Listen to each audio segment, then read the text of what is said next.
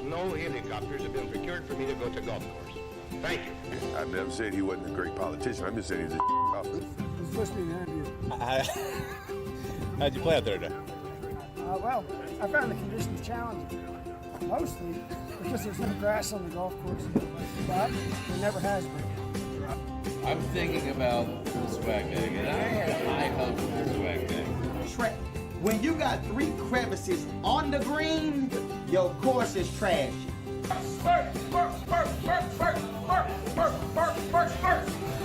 What's happening, folks? Welcome back. Beltway Golfer Podcast, episode 34.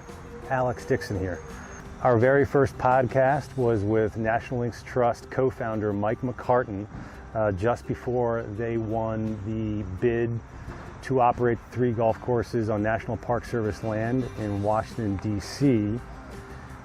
For episode 19, we sat down with Will Smith, Mike's co-founder, about a month after they officially took over operation of the 3 courses, so well after they won that bid.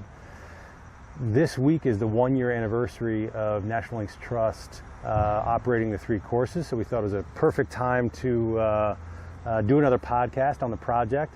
For this week's episode, Tim Krebs is joining us. While Tim technically is not an employee of National Links Trust, he is employed by Troon Golf, who is the management company that National Links Trust brought in to run the 3 courses and was a part of the winning bid with the National Park Service.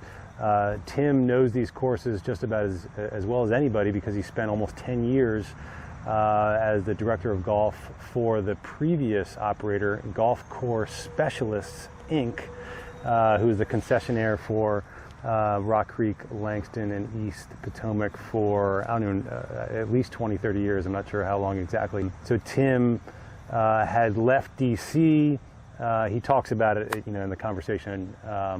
But Troon brought him back as soon as NLT won this lease to operate the 3 courses. So it was great to sit down with Tim and kind of understand his role running the 3 courses from a day-to-day operational standpoint, how budget and spending kind of works with National Links Trust being a 501c3. And it was just fun to just kind of get down there and stay close to the project, as close as we can, which we will continue to do.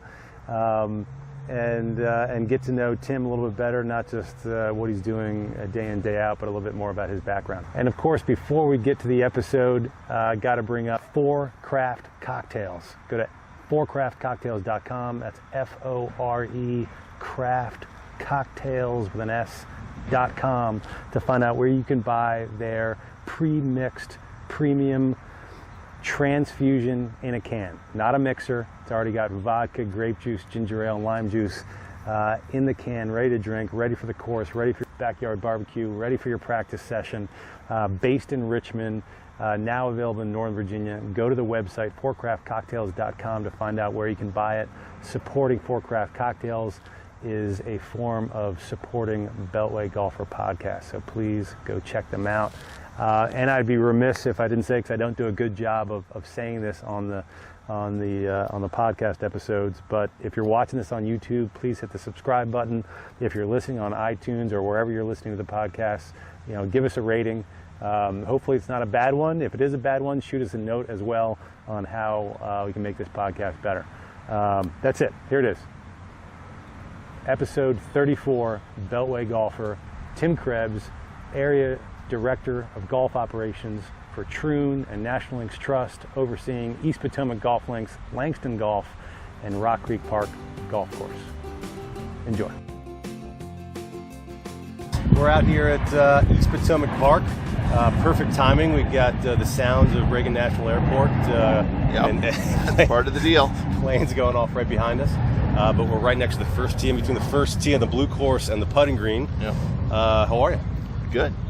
I appreciate you coming on Beltway Golfer Podcast. My pleasure.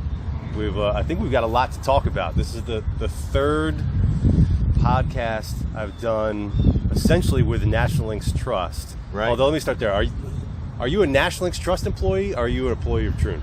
I'm an employee of Troon. Okay. But, in D.C., with all the relationships and everybody around town, most people know me through National Links Trust, right? Troon and the division of Troon called Honors Golf, is that right? Mm-hmm. Yep.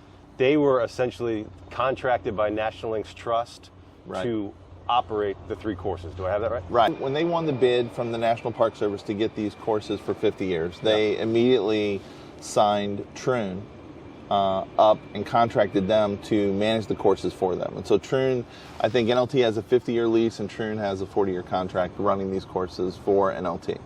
And so, let's back up a step. So your role, what is your title, what is your role, what is your responsibility? So my my role is Area Director of Operations. Okay. So what I do is I oversee all three courses, so East Potomac, Langston, and Rock Creek. Okay. I support the managers at each of those facilities. I help them make sure we're, kind of following the plan as far as the NLT mission for protecting affordable and accessible public or municipal golf, and then at the same time community involvement and all those things. Interesting. You had this role prior. Yeah, so back up a little further than that. Sure. So I was here at East Potomac for the previous operator, golf course specialist, and managed this course and helped out with Langston and Rock Creek from 2006 to 2015. So I worked 10 years here, pretty intimately familiar with all the properties, the parts that work, the parts that don't work, and all that kind of stuff. In 2015, GCS, or Golf Course Specialist, with the Park Service was kind of put on a 1-year renewal. So they only knew they were going to be here for a year. What year did that start? 2015 is when that started. Do you remember, do you know how long, because I think a lot of people are aware of that. I guess I didn't realize that it started that late. Like, when did they switch from a longer, I mean, you just said when they switched, but what was the longer contract before that? Well, when I say longer, I think they had a 3 or 4 year contract before that. Which is a stark contrast to NLT's contract, which is what, 50 or 60 years? Correct. And we'll get into that later, but that's a big reason why the previous contractor was never really able to invest, and NLT is able to, because of the contract term. But yeah, so in 2015, I left and went to work in El Paso for Kemper Sports, running a municipal course down there, and honestly would still be there if it wasn't for COVID. COVID-19 happened. That municipality there needed to close the course because the airport lost 90% of its revenue. And so I was actually on my way to Florida when people that I know in Troon reached out and said, hey, we just got this deal managing these 3 courses in DC. We know you know all about them. What do you think about coming back? And we talked about it, and because of the vision NLT has and because of what we're going to do to these courses, and not just continually run them the way they are, but make them what they could be. It was an exciting opportunity, and so I agreed to come back. Interesting. I guess I didn't. My just assumption was that NLT hired you directly, but it was Troon that knew your experience here, and so they reached out and said, hey. And I'm just kind of curious. Obviously, your history here gave you a huge leg up because you knew more about this property than just about anybody. But did you still was there still like a competitive process for this job? Were there other people involved? Did you have to interview with like Will and Mike from NLT? What's funny is I knew Mike and Will because when they were starting to put together their concept for NLT, and I was working with Kemper, I was actually in El Paso, they reached out to me and said, hey, listen, we know you were here for 10 years. Was this after they won the bid or before? Before. Okay. So I knew them from before. They had reached out and kind of picked my brain about what were the issues with the properties, what do they need to be doing. I talked to them. So for insight for them, so when they put together their bid. Correct. I talked to them before they put their bid together to kind of give them the lowdown on the properties. Gosh, I don't know when that was. It was probably 2013, 2014, something like that. I had talked to them. So I knew them. So when Troon and I had talked, they said, hey, would you mind jumping on a call with Mike and Will? And I did, and we talked and kind of made sure that what I thought the opportunity is what they had a vision for the opportunity. I wanted to make sure that, I didn't want to jump into this and then find out later, oh, well, we don't want to do that by NLT. So we kind of made sure everything was the right fit, and here we go. Was that already kind of lined up? Because I'm trying to remember the timeline here. But they won the bid from National Park Service was like June or July of 2020. I think it was. Well, put it this way: it was June 14th or 15th when I shut down Butterfield in El Paso, and I think it was June 21st or 22nd when they got the award for the proposal for the bid here. Got it.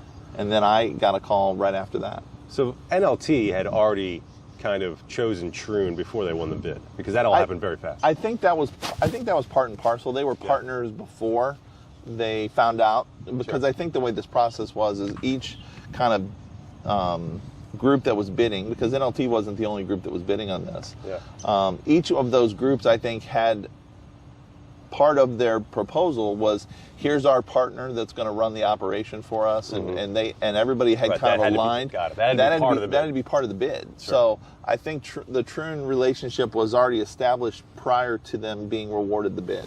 That makes sense.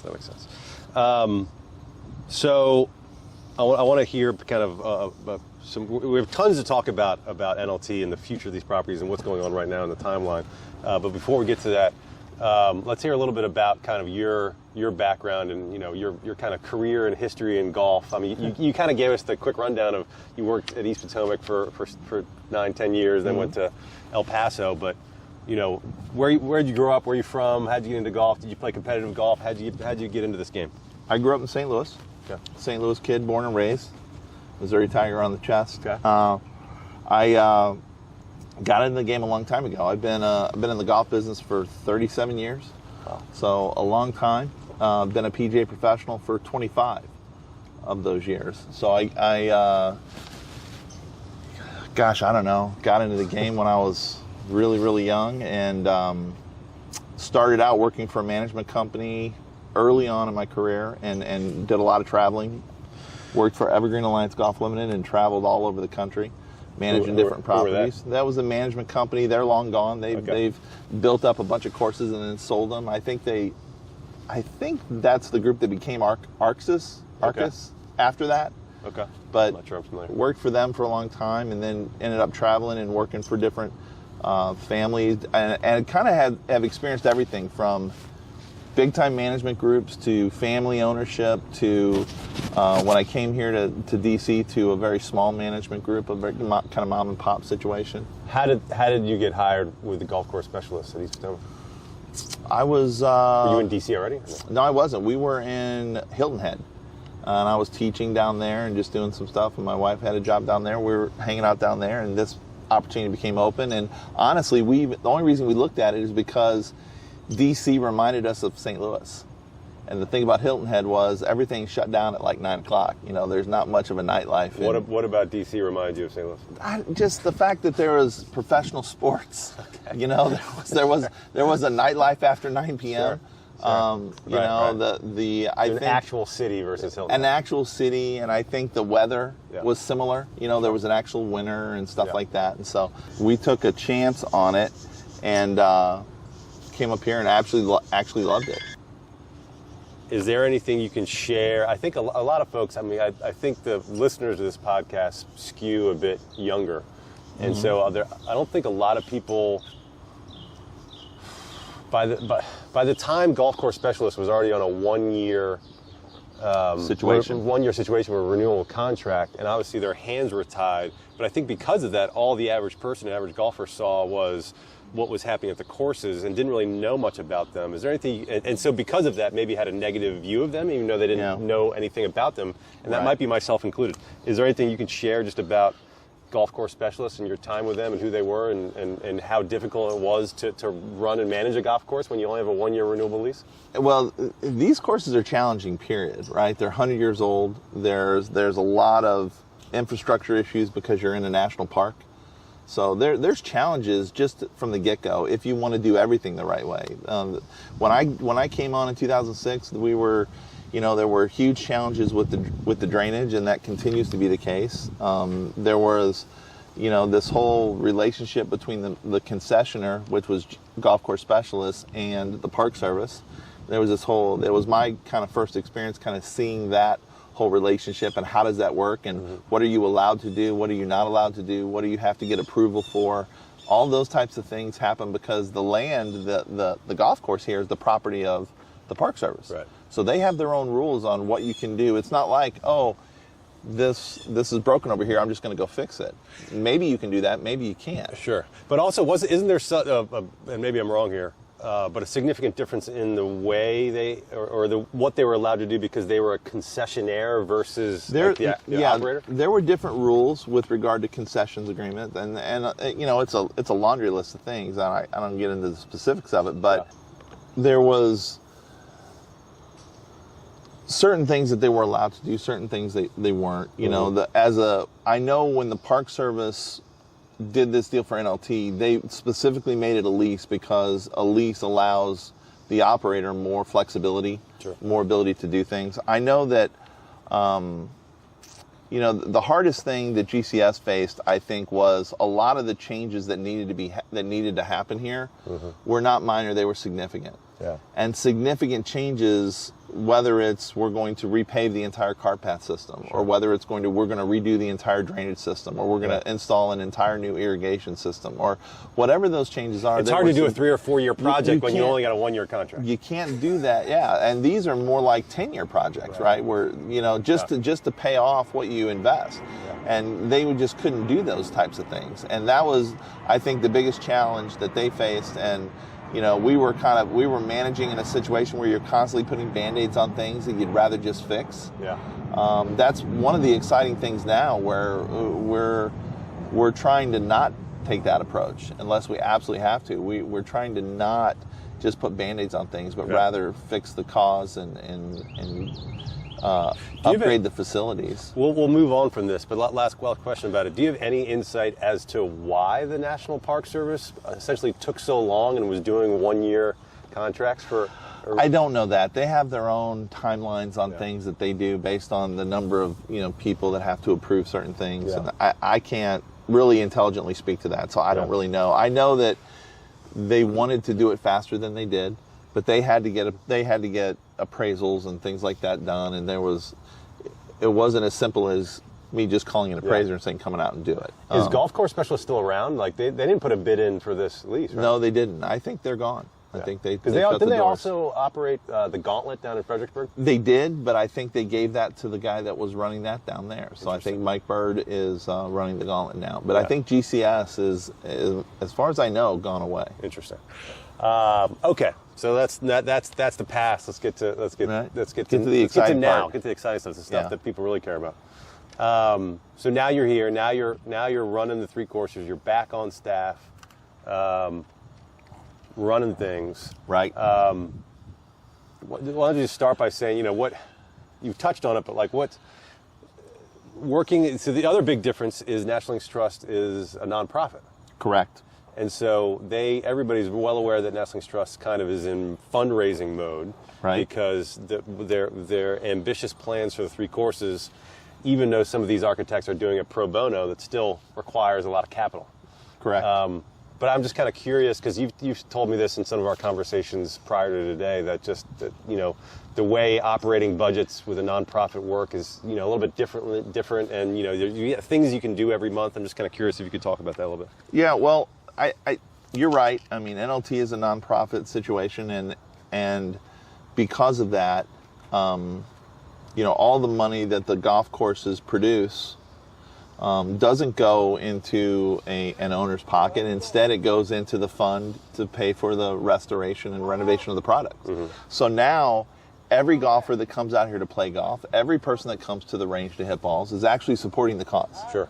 And they're actually supporting the cause to give themselves a better product, whether it's at the range or on the golf course. So that's something that everybody should know. But it must be challenging, especially since I had Will Smith on the podcast, and he was laying out kind of the timeline of Rock Creek, and then maybe I don't remember exactly what he said, but Rock Creek, then Langston, then East Potomac, and I'll ask you about that timeline in a few minutes.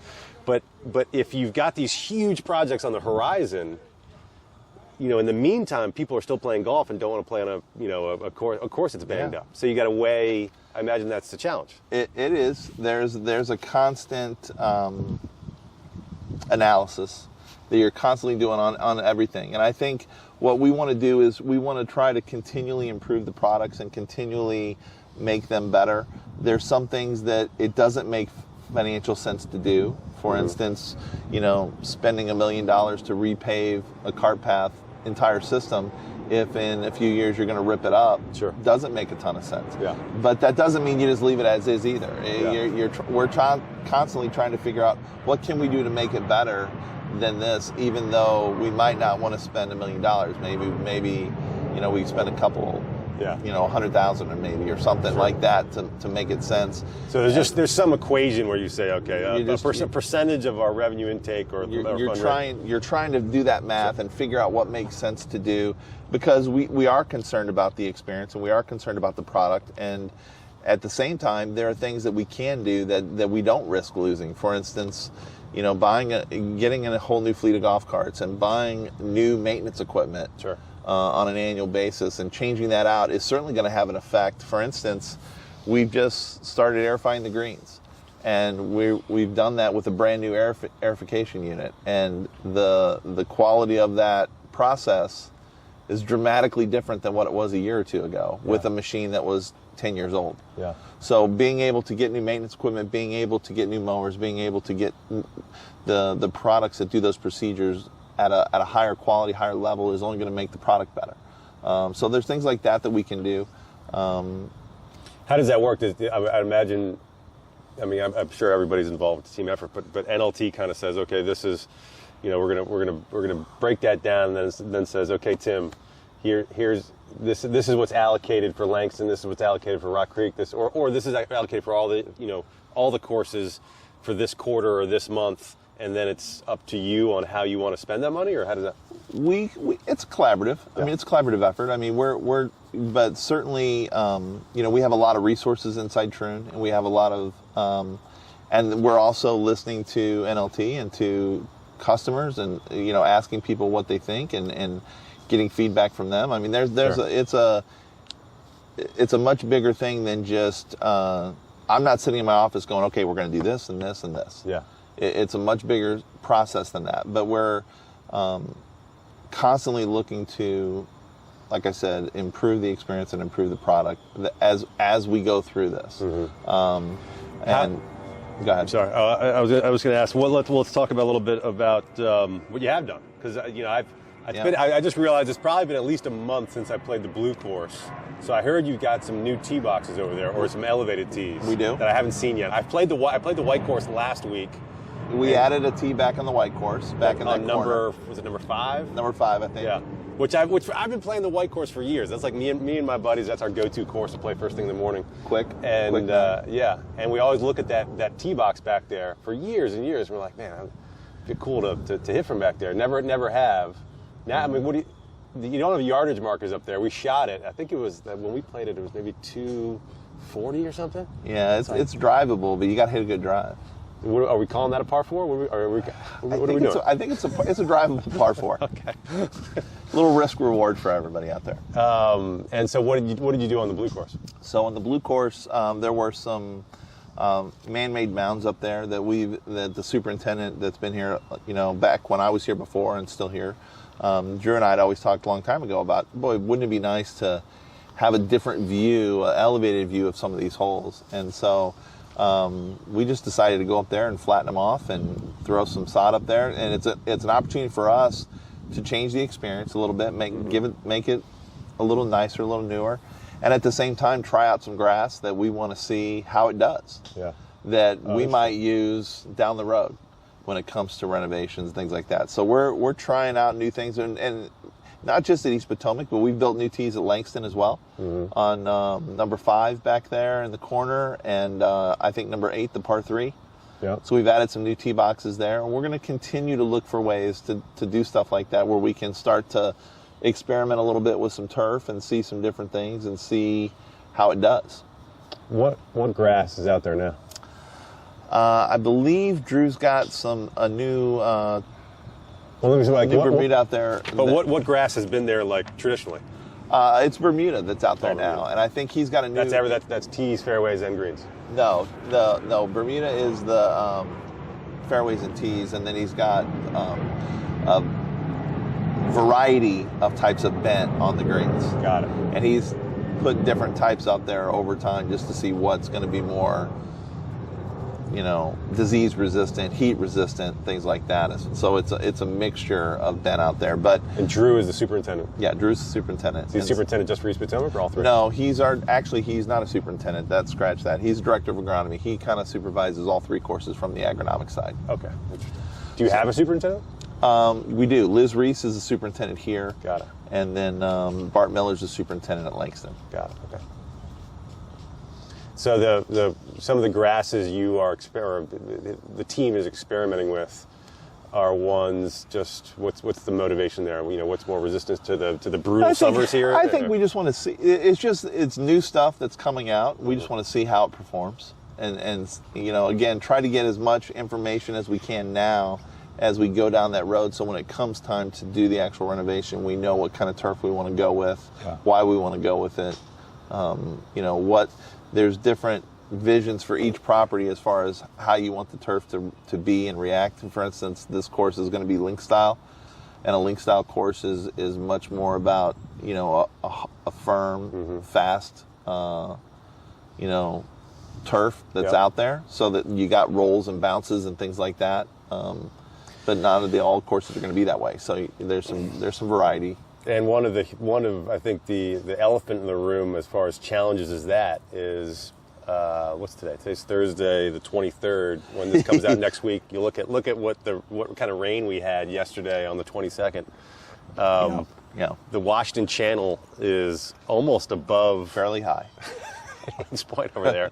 You look around the course, and a lot of it. Yep. I know you guys have done a lot of work, but that's going to be a non-stop challenge. Because this is an island in the middle of the river. Right. Drainage is going to be an issue for sure, and it's something that we know about and we've got to address with the plans.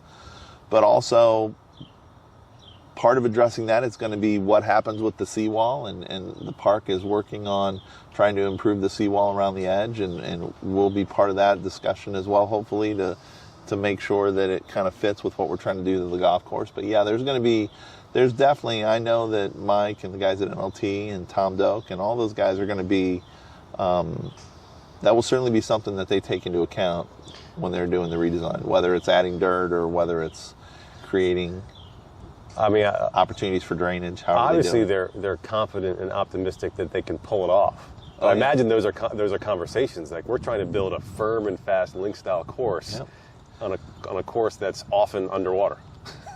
Yeah. Well, right. Yeah. And there's reasons why. Yeah. And those things have to be addressed and corrected. And as part of when you scrape a place like this off and redo it, you're going to be looking at the reasons how that water, there's open valves on the seawall that's allowing water to come back in and come up in the golf course. Those things are going to have to be corrected. Yeah. All that stuff's going to have to be fixed. You think about it right now, the water's not coming up over the outside edge. It's literally, if there's water out there on the golf course, it's coming from the wall and then coming up in the middle. Mm-hmm. And those things can be corrected, so. Yeah, I'm sure it's going to take some engineering, but it's doable. Yeah, it's going to take some work, but I think it's doable. What about, let's talk about Rock Creek for a second, because they've kind of had similar issues. Famously, the back nine really hasn't been operated. You guys opened up 5 holes over there. I played it a few weeks ago. I loved it. Yeah, back 5-hole loop. The 5-hole loop. Yep. It's not Augusta quite yet. No, it's not. But it's still fun. The interesting part about that is, of those 5 holes, right, 4 of them are from the original back nine. So 10 and 11 and 17 and 18 are from the original back nine. The one hole that's not is what would be number 12 now, which is actually a hole that's going to be part of the design of the new 9-hole course when it's done. Right. So it's actually giving That'll golfers... be number 7 on the new 9-hole course or something? I'm not sure what number it's going to be, but I know the design and the hole is going to be part of the new 9-hole course. And so it's actually giving golfers a preview of one of the holes for the new course, even though they may not know it yet. Yeah. So one of the reasons the back nine at Rock Creek has been closed until you reopen the 5-hole loop is drainage issues. And am I correct in thinking that there's even more? This East Potomac Park, Links, they're all on National Park Service land. Right. But Rock Creek is even. I mean, it's in the famous Rock Creek Park. Right. And I've always heard like trimming of trees. And, I don't think it's is necessarily drainage issues back there. Primarily, what you've got is trees that haven't been trimmed for a long time and they've overgrown. Sure. You've got invasive vegetation back there all over the place. That really is putting some trees maybe in jeopardy with regard to... And with overgrown trees, they don't get... There's no sun and the ground can't dry out. Right. What happens is basically it prevents the grass from getting sunlight, so the grass it struggles to grow back there. Yeah. And that's the biggest challenge. Obviously, Rock Creek never really had the infrastructure of a new course that was being built now, let's say, where they don't have irrigation out there in the fairways. So the areas that really need maybe a little bit more TLC because there's some growing issues, they don't have irrigation in the fairways to be able to even irrigate or do things there. The Rock Creek has irrigation around the greens and some of the tee boxes, but not the middle of the fairway. So when the new course is when the course is renovated, restored back there, and even where the back nine is, I think that's where Gelhands is going to be putting a par 3 course in. So there's some corridors back there that they can use for par 3s, and so it's going to be exciting for sure. Before we get into the timeline of things, I'm curious what you just touched on the Gelhands par 3, which I'm super. I'm a fan of the plan. I'm super excited for that. I think it makes a ton of sense. However, that day that you and I ran into each other when I was playing in the 5-hole loop, right? I'm gonna share this story because I'm just kind of curious. You and I were chatting in the clubhouse, right? And a gentleman came in and paid his. I think he was going to, play 9 at Rock Creek, and he kind of overheard us talking about the plan. And I don't remember exactly what was said, but it was clear that he wasn't a fan of it. Right. He did not like he wanted the 9-hole course on the back 9 restored to the way it was originally. Sure. Right. That was what he wanted. Have you gotten a lot of that? I'm just kind of curious. I haven't. I'm sure there are people out there that are purists and traditionals and really want it to be exactly the way it was before, and they really love that carved out of the forest type feel of a 9-hole course. Which you'll still have in the par 3 course. I mean, you're going to get plenty of carved out of the forest. Yep, there's going to be plenty of that for sure. But it's interesting. Like I brought recently went down and played Belmont down in Richmond, right? Which is very similar in the fact that they took a historic Tillinghast course that was 18 and restored 12 and then did a 6-hole par 3. And even though I think overwhelmingly people are supporting it and think it's fantastic, just looking on social media, there's still some detractors. Oh, sure. And listen, I don't want to speak for Mike or Will, but I don't know that you could come up with any plan that you're going to have 100% of the people are going to think that's the right way to do it. There are going to be people that are going to think that's the wrong thing to do. And I think they knew that going in, but overwhelmingly, I think for where the game of golf is right now and what we need as golf courses from a supply standpoint, having more opportunities for beginners and kids, a place for them to play and not feel intimidated is not a bad thing. It's a good thing. And I think ultimately one of the initiatives of NLT is to grow the game of golf. And what better way to do that than to have a place where you can have people go play a shorter round of golf, a quicker round of golf, not take as much time. And Rock Creek there's a ton of sense to do that since it's essentially, abutting a residential neighborhood and lots of families living up there. Yeah. What about? So let's talk. What can you share as far as timeline? Will shared on this podcast a while back that Rock Creek is essentially going to be the first one to get significant work on. Right. I would imagine most people when they see this podcast are going to tune in wanting to know more about the timeline. Everybody wants dates, right? Dates and times, Tim. When is it going to happen? I'm not going to press you on dates and times, but what can you share about where things stand, where ballpark, where what's happening? I wish I had all this information that I was just holding all to myself. That's really not the case. This is not one of those situations. I can tell you that NLT wants to get started as soon as we can. We're going through the permitting and approval process with the Park Service. I think, hopefully we're looking at, next year sometime. I don't know if that's going to be, middle of the year, late in the year. I don't know. But I think that's our hope. That's what we're working towards. But a lot of this stuff is not in necessarily our control. We're going through this process, and luckily for us, the Park Service is trying to be as helpful as they can and trying to speed things up, because let's be honest, the Park Service wants these things improved too. The whole reason for this lease in the first place is to have a partner that's willing to invest and improve the asset. That's the reason they did this. So they're vested in this as well. They want these improvements to be made. They want that to happen as soon as they can, but there's still the process that we have to go through, and that's kind of where it is. Is the permit, I'm just kind of curious, as someone that I've lived basically my entire life in this town, I still know very little about permitting and bureaucracy. Yeah. But is the permitting really with National Park Service, or are other organizations involved? I'm sure there's other organizations involved too. Yeah. But the process we're going through right now is with the Park Service, and they have. I think the average person's probably looks at that and just be like, well, the National Park Service approved it. They saw the bid. Like, what's the holdup now? Right. Well, yeah.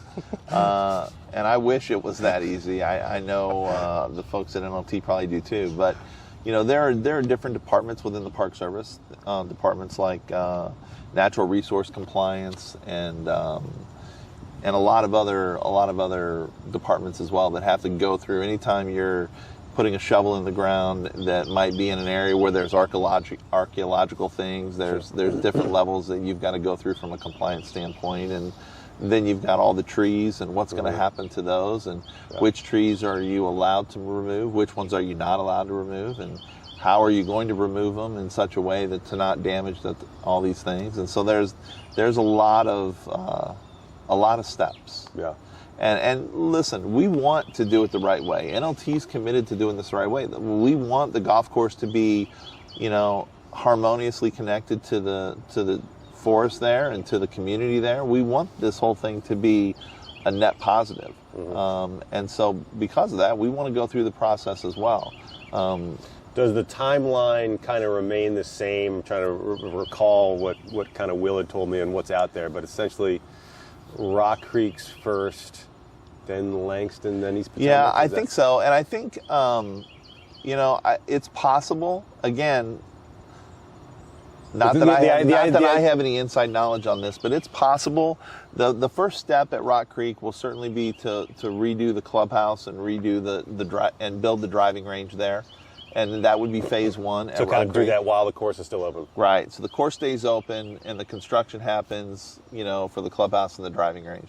And the clubhouse, I remember, Will said on this podcast that it's, the idea is to make it much more food and beverage, much more of almost like to get some of the neighborhood and people in the city to come there, whether or not they're playing golf or not. I think there's going to be, a lot of excitement about the clubhouse there. The conceptual plans that I've seen are really exciting and unique. Cool. You're talking about a clubhouse that might be connected to the range, so that the people could walk directly off the range into the bar and restaurant. Nice. It would be really cool in such a way that it would also have space for, community programming and instructional programming and, first tee connectivity. And there's a lot of different things there that I think would be really exciting. So yeah. And then phase two up there, once the range and clubhouse is built. So while that's going on, it's conceivable and maybe even possible that we might also be doing the Langston range at the same time if the approval process comes through. What's going on in Langston range? Is it staying where it is? It's just getting upgraded? It's staying where it is, but it's going to be upgraded significantly. It's going to be the conceptual plans that I've seen for that include a 2-level range, kind of similar to what we have here at East Potomac, a double-decker range built brand new. On one end, towards the 10th tee box, have kind of a space area there where you could have maybe a small snack bar for people at the turn. At the other end, have space for the Howard University golf teams and their space for their facility. So improving that experience and product, and at the same time providing some other stuff there. So it's conceivable that, you know, it might not be all of Rock Creek first and then start Langston. It might be, hey, if both plans are approved, we're going to do both ranges at the same time, and then do the Rock Creek golf course, and then get on the Langston golf course. So there's a little bit of flexibility and flux. Everything's not written in stone. We're able to adjust depending on the approval process, because like I said, what we want to do is get things going as quickly as we can to affect that stuff for the consumer. So if it's possible to do both at the same time, I think we'd be open to that. Langston's going to be worked on by Bo Welling and his design company and team. Correct. I'm just kind of curious specifically about the range and the 10th hole. Right. There's two different questions about that. One, I guess I don't know this history. Was the 10th hole before the range? And I'm asking because like I've had conversations with friends. It's like it almost seems like the range. It seems to me, and I have no idea, but it seems like the range was almost like put there afterwards, and it took up a bunch of the fairway of number 10. Is that accurate? Do you know? I don't know. That was before me, so I can't answer that question. And my second part of the question was, you know, so as you rebuild the range, like will Bo Welling and his teams maybe say, you know what, can we have some of this fairway back, or like will he do consult on that? For sure, and I think the end result there, the what needs to happen is we just need to get a nice big netting going along that left-hand side of the range, move the cart path to inside the net, and where the cart path goes right now, kind of down what might be the middle of that fairway, where the fairway is just on the left-hand side. If that cart path was removed, that would widen that fairway significantly. So I think there's something in the works on that type of deal, but honestly, again, that's Bo's call. Yeah. And obviously they'll work with that. But I know, you know, as the Langston range gets busier, as we make improvements to that facility and it gets busier, we're going to have netting along that right-hand side of the river so that people stop pumping balls into the woods and the river. Sure. And on the left-hand side to keep balls from going into 10th fairway. So that'll just have to be part of the improvement out there. Over at Langston, I got one invite, and I regret not being able to do it personally. But you know, you guys did a Caddy program over there this summer. It's fantastic, really, really popular. Is that still going on, or is it done? I think we've still got some kids that are doing it on the weekends. You know, obviously they're in school now, so I'm not sure how many of them are still doing it on the weekends. But I think we had some kids that are doing it on the weekends through maybe October. But I know we're going to expand it next year. Hopefully even maybe have it over here at East as well as at Langston. I've met a couple of the kids. I know people that have taken the caddies know this as well, but they're just fantastic kids. And that was facilitated in part or in partnership with Craig Kirby over at the Golf My Future My Game. Do I have that right? Yeah, Craig's part of the board at NLT, and his group, Golf My Future My Game, certainly took the lead on trying to get that program up and going. And it's in conjunction with the Western Golf Association, who did a lot of the funding for it, and then was able to help out with paying the kids for their loops and things like that. So were golfers not? Were they not paying the caddies? The loops were provided by Western Golf Association. Golfers tip the caddies. Got it. So if I want to go out to Langston next Saturday to get a caddy, what's that process? Call the course. Figure it out. Yeah. You could reach out to the course, and they're going to direct you to Bernard Creamer, which is the guy that's organizing all the caddies, and Bernard would get you scheduled. Got it. Okay. Get you set. The plan for Langston Hill still kind of remains the same. I know Mike and Will have talked about how, as far as the actual layout of the course, that's by far the least amount of work at Langston, because it's a good layout, especially the back nine. It's interesting. Certainly Langston has the best topography, the best land, I think, of the three courses to really do something creative with. Yeah. But one of the big projects that hopefully we're going to get started to work on this fall, if we get the finished approval to do it, is in conjunction with the Anacostia Watershed Society, and that is to remove a lot of the invasive vegetation along the Kingman Lake and along the Anacostia River. And open up those views. And when you open up those views and you open that stuff up, it's really going to allow Bo to get a lot more creative with where he puts greens, where he puts tees back there on that island. You can actually, for instance, number 10, which is that par 5 that kind of ducks to the right at the very end, that could end up being a par 4 where that green is tucked along Kingman Lake. Yeah. And where you actually go out into the, almost as a peninsula where you go out into the lake a little bit if you build, put a wall up and build a green back in there. So there's a lot of interesting things that he can do with regard to playing diagonally across that island instead of right down the middle of it. That brings the water into play off and makes the views more exciting both from the tee box standpoint and from the green standpoint and on those holes. So there's some things that I think he's going to be able to use the same land, but maybe make things a little bit more dramatic, maybe add some length to the golf course, which I know the folks from Howard will be happy about because those college kids, they like the courses as long as they can have them. Sure. Now that we're kind of, I don't know what this variant, but it seems like we're, I don't even know how to phrase it. But it seems like we're on the tail end of this pandemic. I hope we are, knock on wood. Yeah.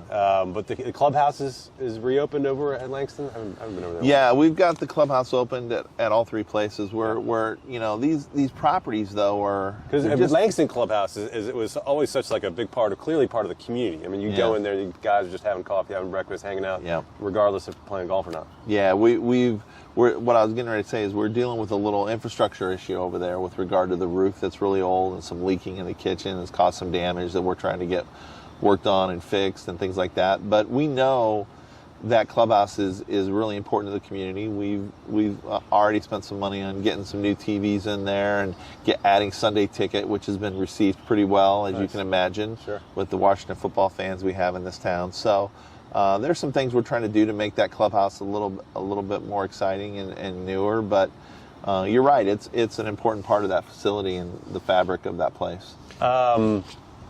What else is going on? So we're sitting here in again my first tee in the putting green.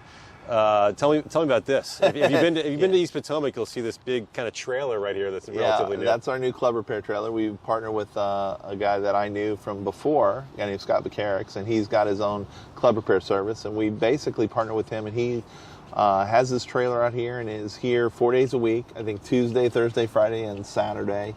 And he is the exciting part is he does club repair while you wait.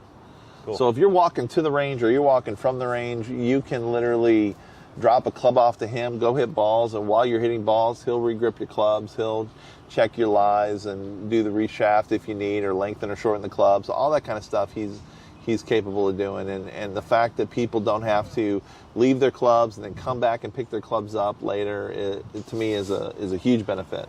Yeah. And people really seem to like it. So. Yeah, that wasn't a service available here ever, really. Well, they did regripping once upon a time, but the problem was the guys doing the regripping were also the guys working the counter, and so it was, you might leave your clubs and it might be a week or two before you got them regripped, depending on how busy that person was, because they weren't solely dedicated and focused on doing that. Yeah. Some other fun things going on. So when this podcast is published, it'll be a few days, hopefully, before you guys are doing an anniversary party up at Rock Creek. Yeah, we're doing an anniversary party Saturday, on October 2nd. Okay. Certainly go to nationallinkstrust.com and you can get the details on that. We're going to have a little party up there, kind of celebrating our 1 year. I think we took over October 5th last year. So it's basically the 1 year anniversary. Nice. Family friendly, I saw. Some face painting along with some adult beverages and that sort of thing. All kinds of good stuff. Okay. And then the big one that NLT's really been promoting is this Symposium on Municipal golf that you got coming up. Right, and that is, let me pull my notes up here. That is in November, on the 8th through the 10th of November. And again, you can get the details on that at nationallinkstrust.com. But, this is something that's important, obviously, to NLT and to what we're trying to do, but also talking with other industry leaders. We've got Seth Waugh coming up from the PGA, who's the CEO of the PGA, to come up and speak as the featured speaker. But there's going to be a lot of good panels talking about sustainability and community impact, and obviously growing the game, which is important to me. But one of the really exciting things, I think, is there's going to be some panels on architecture, and some of the architects that are connected to these projects are going to be here. So what better way to ask a question of Tom Doak about East Potomac, or ask a question. So Tom about, Doak will be at the symposium on that panel. I believe they've got don't quote me on that yet, but I believe he might be. So look it up. Go to nationalextrust.com. I think Bo Welling and I think Tom Doak are coming. Okay. I think Gilhan's had a conflict, so I don't think he's there. Got it. But a couple of the guys I think are going to be there and on panels talking, and I'm sure there's going to be a Q&A. Sure. And you could actually ask. So if you're not getting the timeline answers that you want out of this podcast, buy a ticket to the symposium. There you go. And I doubt he's going to have much different information than us, but he will be able to answer, hey, are you going to build East Potomac? Is the design going to be reversible? What does that mean? Sure. Is it going to be link style like St. Andrews? What does that mean? Things like that. I think you could get some interesting feedback from those guys. I would imagine, Tom Doak's got so much experience really working all over the world that I'm sure he's encountered some similar situations that have drainage issues to hear that I'm sure he's got some input. Yeah, I would think so. Does National Trust envision, because I looked on the website and for the symposium, and I know one of the things they're offering is like PGA credits for PGA professionals. Mm-hmm. Like who are they really marketing it to? I mean, do they expect like the average golfer from DC to go to that? Are they getting people from all over the country? Like what? I don't know. Yeah. I'm not really sure. It's the first one. Yeah, it's the first one, so I don't know that they really know what is going to be. Is the concept to make it annual, or? I believe they want to do it more than once. I'm not sure if it's going to be annual or every 2 years, or what the timing of it would be. I think that might depend. I mean, what we're doing here, potentially could change municipal golf in the country. Mm-hmm. This could be a concept that, and I think that's the vision, is to take this concept, and once these courses are done, you've got the proof of concept in place, you can go do this at other places. So, this might be a once every 2 years, once every 3 years thing. I don't know. Maybe once a year. I'm not sure. And that, I think it's something that, everybody in DC that plays these municipal courses is got a vested interest in. Sure. And that's happening right across the street at the right across the street at the Southwest Wharf. Waterfront at the Intercontinental, I believe. So they're going to run some more jitney boats to get people across the street to play some golf? I know we're going to be doing a range event over here as part of it. I know there's a Langston golf tournament at the end of it, so we'll be playing Langston. One of the other things that it's kind of in the works that we're talking to and looking at and investigating and hopefully can work something out on is doing top tracer technology at the driving ranges, and having here at East Potomac and at Langston, having that opportunity for people to hit shots and look at the screen and play different courses and play the games and get their numbers on, here's your spin rate, here's your launch angle, here's your distance, all that kind of stuff. Mm-hmm. That's something that we're talking to, and I think would be really exciting improvement. Another big thing that we touched on that's coming up, maybe you can touch on, is I had a few of the guys, Justin Harrison, right, who runs My Brother's Birdies, but was also the main cog in putting together the Capital Long Drive event, which happened. I forget the name of the field over by the monuments. It's West Potomac Park. Yep. Right on the mall. But that's happening here this year, right? Yeah. Well, as part of that event, part of that Capital Long Drive event, Justin does a charity fundraiser for My Brother's Birdies. And because of I think proximity and the closeness of this location to where they're doing the long drive event, they've opted to try to do that event here this year. So we'll be doing. So the charity event will be here. The charity fundraiser. The long drive will be in the same location. Correct. I think so. So the charity fundraiser, I think, is scheduled for October 24th, and they're gonna close down, I believe, the blue course, the 18-hole course, and the 9-hole course. So they're going to do a 9-hole event and an 18-hole event fundraiser, have the place for the whole day, and certainly you can go to mybrothersbirdies.com and look that up, or NLT should have details on that. Yeah, as well. I encourage people to check that out. I actually ran into Justin at a first tee event not too long ago, and he was telling me there's going to be some changes to that, maybe some celebrity involvement this year. So that could be. I know of at least one celebrity that's going to be there that was a participant in the long drive event. last year. So that'll be. I'm excited for that. So it should be good. There's one other thing before we go that's upcoming that I think people are going to get excited about. At least I hope so. Which is we've invested in a food truck. Okay. We're going to have a food truck set up here pretty soon at East Potomac during the week and at Langston on the weekends at the driving range. So that should be something that's going to be exciting. We're in the process of doing some finishing detail work and working with the park on getting it set up. And the idea to have like a food truck that's kind of here on a quasi-permanent basis, or like a rotating food truck? Well, I think what we want to do is right now have it here during the week, and it's certainly next to the driving range here where there's so much activity during the week, and on the weekends move to Langston where they need something down there at the turn that they don't have, and support the driving range down there on the weekends as well. So it would be moving between locations on a weekly basis, but I think it's something that the golfers here during the week, and certainly the range customers during the week, are going to really take advantage of and get excited by. And I know it's going to do well at Langston on the weekends as well. Nice. So that's something that's around the corner. Are you allowed to here. share what kind of cuisine we're talking about? Well, to be determined. I am far from the chef, so I don't want to get too much in the weeds on that. But I will tell you that some of the things we're looking at, obviously, what makes food trucks great. So we're looking at street tacos would be one of the items, maybe some pulled pork and pulled chicken sliders and things like that. So it should be something quick, but good. The other update that happened here over the course of the last few months is we got 3 new logos, a whole bunch of new branding happening at all 3 courses. All the new brands are now in place and done. Shout out to the team over at Sugarloaf Creative and Sugarloaf Social Club. They did a good job on that, and I would encourage anybody that's interested in getting some garments. If you can't make it to the courses, go to the website playdcgolf.com and go to the online store, and you can go to the National Links Trust online store, which is managed by Full Turn Direct, and you can get any of the garments that are on that store with any of the logos you want.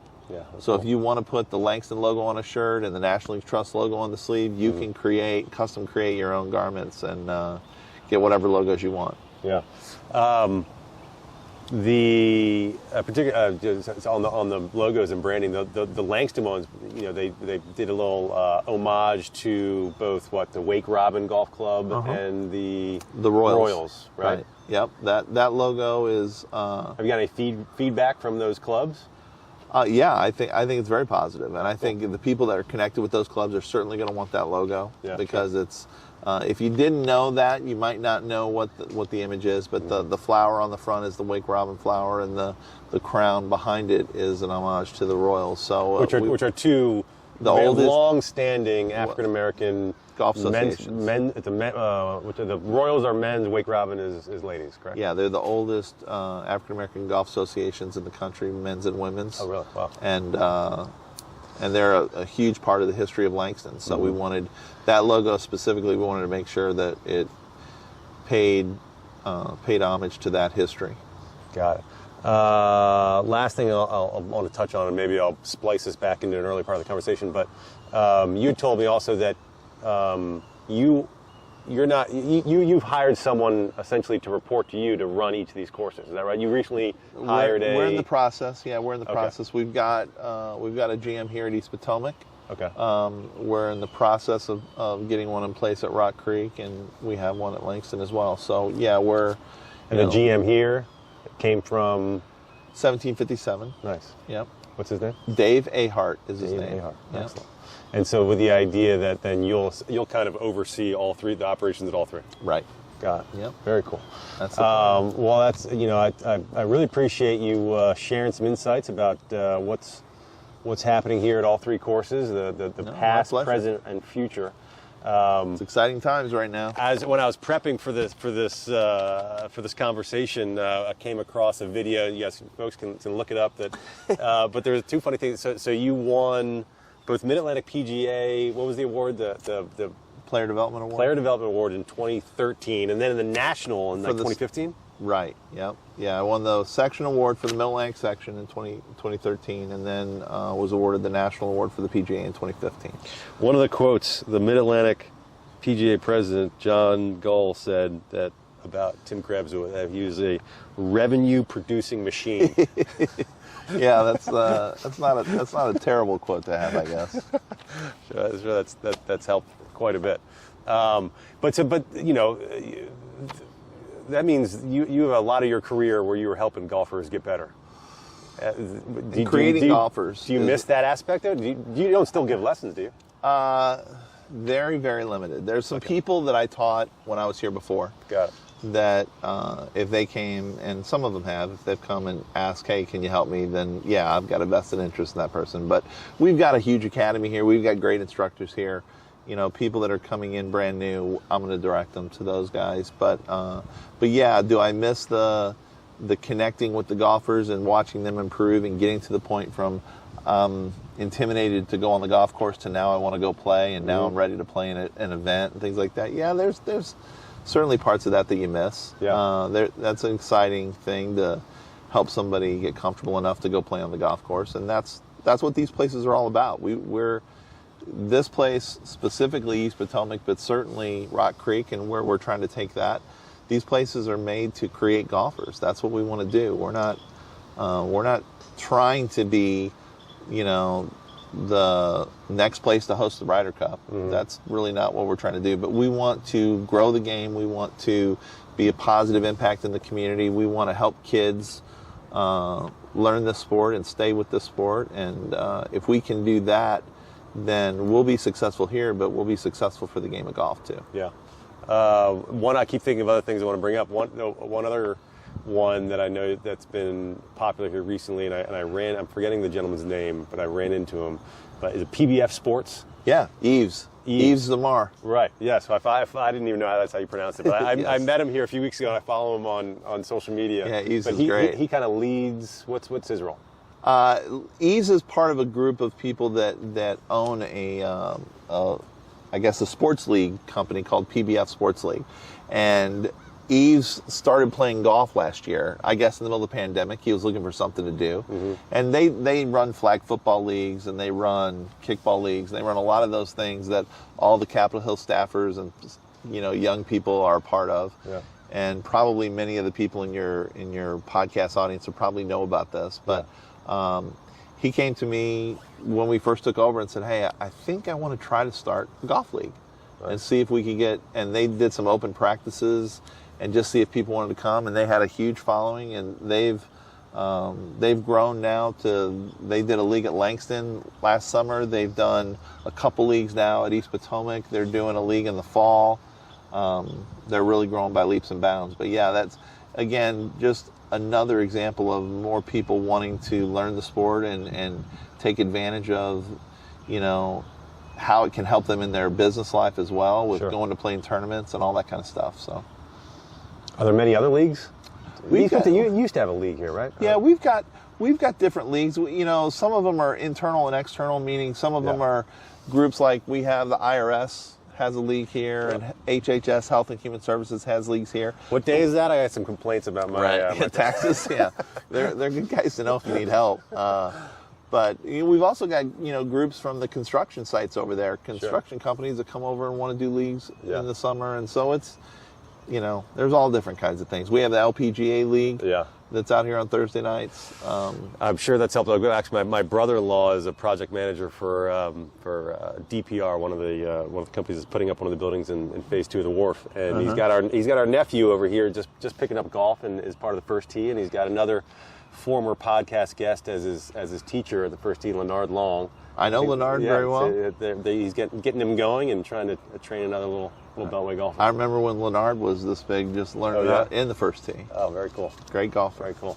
I'm sure I'm forgetting some things, but I think I've taken up enough of your time. I think this has been great. I appreciate it very much, Tim, for coming on and my pleasure. Sharing some stories and insights and everything that's going on here at East Potomac, Langston, and Rock Creek. You got it. Thank you, Tim. I don't have a good golf game, but I don't really care. I'm a regular dude living in DC, and I want to know about DC-centric golf stuff. If you can tell me something that I don't already know, then that is great for me. I don't want the regular stuff. I want exciting stuff. I want different stuff. I want stuff I can't hear elsewhere. But I want it to be about DC golf.